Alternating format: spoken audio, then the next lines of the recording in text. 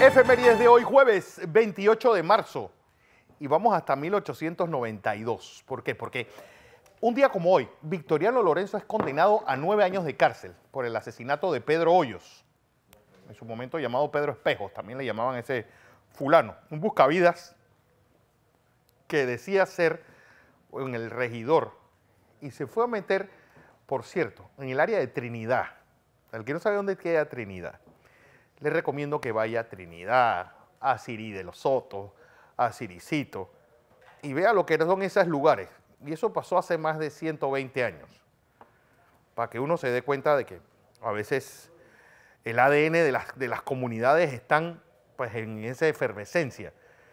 Y llegó este cantamañanas colombiano a tratar de meterse con este, y este como líder de esos predios. Pues no le quedó otra que pasar por cuchillo al tal Pedro Espejo. Bueno, por eso cumplió 9 años de cárcel y eso está magníficamente narrado en esa maravilla llamada Desertores, que les recomiendo, que vean la vida cuando los panameños teníamos algo más que sangre en las venas. Vamos a 1920 porque un día como hoy,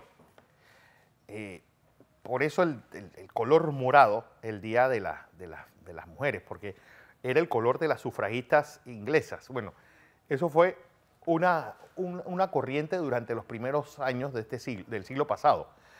Y allí, pues logran ellas su voto. Pues un día como hoy, imagínense ustedes, hace menos de 100 años lo logran en los Estados Unidos, sobre todo porque eran mujeres que venían de estar en fábricas, haciendo trabajos, pues, en horarios de 12, 16 horas, mientras los hombres estaban en la guerra. Ellas dijeron, bueno, ya entramos al trabajo, ya nos toca ahora sentarnos en la mesa en calidad de iguales. Entonces se deja el Congreso y el Congreso aprueba la posibilidad de que las mujeres voten. Ojo, solamente podían votar las que iban acompañadas de su esposo y si eran blancas.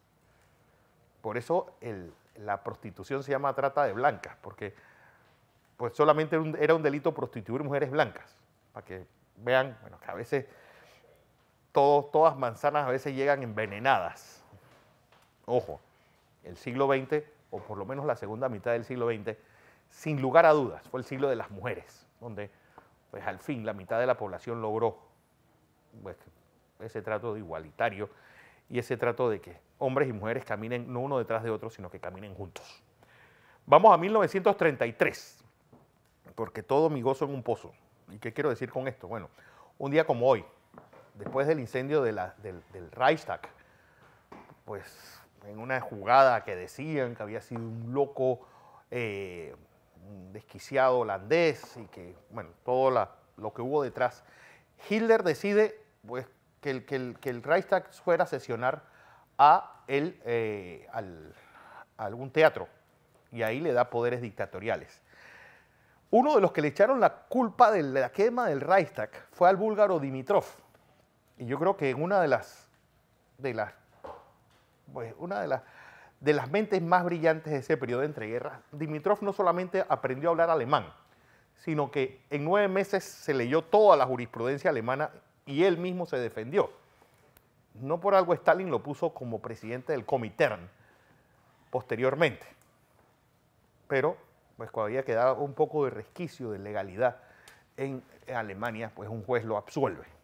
En verdad, la quema del Reichstag fueron estos mismos sinvergüenzas, cada vez queda la menor duda. Y el año pasado, pues que se cumplían los 85 años de este hecho lamentable, pues hacia allá van las investigaciones.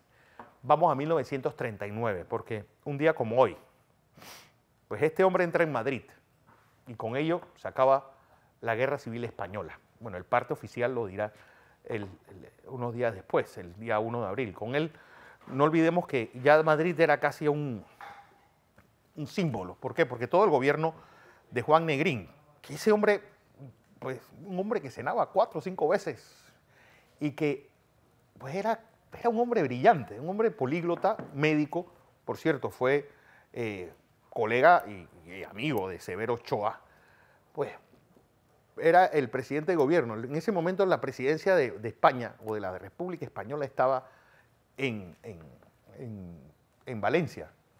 Juan Negrín, pues, rinde ya la República y el parte de Guerra Franco el 1 de julio, el 1 de abril dice, derrotado el ejército republicano, rinde España, la guerra civil ha terminado. 1 millón de muertos, 1 millón de exilados y un país destruido.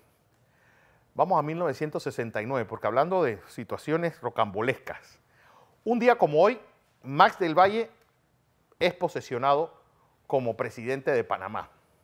Pues en ese año convulso de 1968, no 69, este era el hombre que era vicepresidente de Marcos Robles. Y pues cuando la clase política se desforma y se destroza y huele en 1000 pedazos, pues empezó ese rejuego. Y yo siempre he dicho que la consecuencia de lo que pasó en 1968 fue una desintegración del Partido Liberal. El Partido Liberal, pues un pedazo se queda en el gobierno junto con el señor Marcos Robles y otro pedazo se va al comodín de la política de toda la segunda, de la mitad del siglo, que era Arnulfo Arias. Entonces hay una especie de matrimonio contra natura, liberales y arnulfistas caminando juntos, y en medio de toda esa vorágine, pues la Asamblea decide votar al presidente Marcos Robles. Pues hay una irrupción porque la Guardia Nacional cerca a la Asamblea, encabezados por el mayor Omar Torrijos Herrera, y cuando llega Carlos Iván Zúñiga y le da la Constitución, la tira al suelo. Bueno, un hecho de esos que dan la idea de lo que venía en camino en esas elecciones de mayo de 1968 que termina como el Rosario de la Aurora. Arnulfo escogiendo de a dedo su asamblea, no se sabe ni cuánta gente votó. Por ejemplo, las actas que venían de San Blas, que en ese momento se llamaba Gunayala, pues el barco le prenden fuego en la bahía de Colón. Es una cosa pues de locos. Bueno, que la noche, que siempre que pasan estas cosas de loco, y más en esos mitad del siglo XX, pues quien tenía que poner orden fue la Guardia Nacional, dando ese golpe de Estado el 11 de octubre de 1968.